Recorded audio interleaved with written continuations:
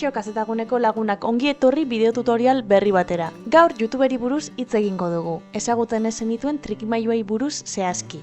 Plataforma honetaz gehiago goza dezazun. Az gaitezen. Ziur inoiz bideo bat deskargatu nahi izan duzula plataformatik eta kanpoko webguneren bat bilatu behar izan duzula hori egin ahal izateko. Ikusi dezagun nola deskargatu dezakegun azkar batean. URL-ean youtube.com baino lehentxeago BS jarri besterik ez daukagu.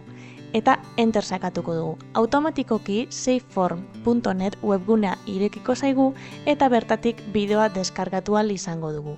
Segundu batzuk itxarongo ditugu, pantaila agertu arte. Agertu ezean, azpian daukagun link honetan klikatuko dugu deskargatu ahal izateko.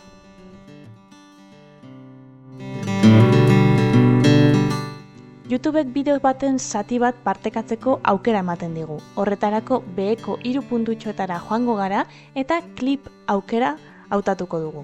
Ondoren nahi dugun zatia aukeratu eta izenburu bat jarriko diogu.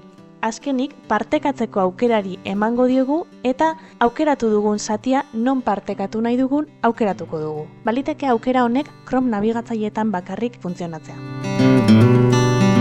Modu bugatua oso erabilgarria da haurrak eduki desegokitik babesteko. Horretarako kontuaren konfiguraziora joango gara eta modu murriztua aukera bilatuko dugu. Aktibatu besterik ez dugu egin behar YouTubek edukia iragaz dezan. Azpitituluak aktibatzeko oso erraza da. Beheko ikono hau klikatu dezakegu edo besterik gabe Z tekla sakatuz aukera hori aktibatu eta desaktibatuko dugu. Ordenagailu bidez badakigu inkognito modura nabigatzen, baina nola egin dezakegu mugikorreko aplikazioan? Aktibatzeko profileko argazkia sakatu eta goiko aldean aktibatu inkognito modua aukeratu behar dugu.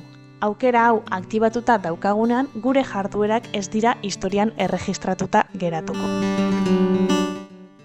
YouTubeko historia ezabatu eta bideo gomendioak berrazirazteko profilaren konfiguraziora joko dugu eta tus datos en YouTube aukeratuko dugu. Hemen beherantz jaitsiko gara historiako ataleraino eta bertan gestionar historial aukeratuko dugu. Eliminar daukagun tokian ezabatu nahi dugun aldia aukeratuko dugu. Eta hau da guztia gaurkoz, bideoa gustatu bazaizu, ez ahaztu gustoko dut ematea eta gure kanalean arpidetzea trikimailu eta tutorial gehiago ikusteko. Hurrengora arte!